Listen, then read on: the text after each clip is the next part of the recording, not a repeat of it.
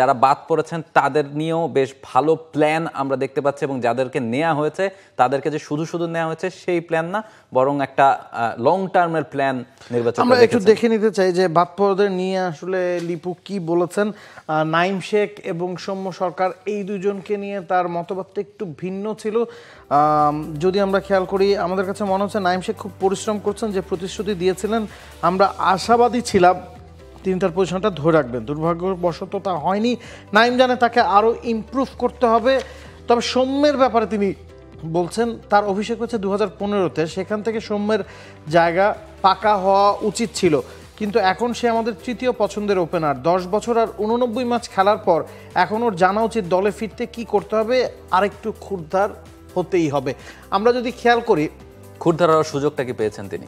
আর এটা ওইটা না, কাপড় ধোয়ার একটাই সলিউশন, চাকা অল ইন ওয়ান।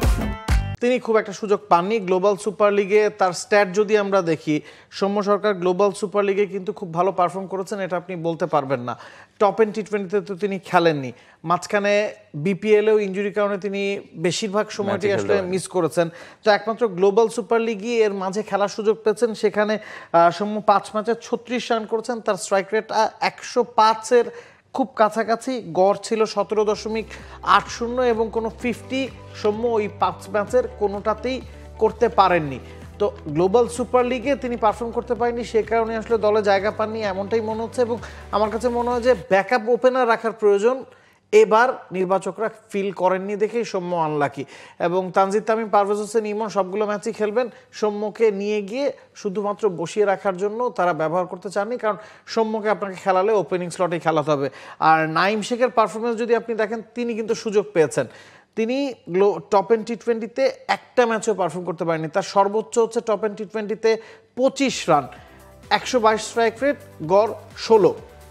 ওপেনিংয়ে নেমে একজন যদি 6 ম্যাচে 100 রান করতে না পারেন, সেটা দুঃখজনক। এবং পাকিস্তানের বিপক্ষে 2টা ম্যাচ তিনি খেলেছেন, শ্রীলঙ্কার বিপক্ষে একটা ম্যাচ তিনি খেলেছেন। সেই স্ট্যাটগুলো খুব ভালো কিছু আসলে বলছে না।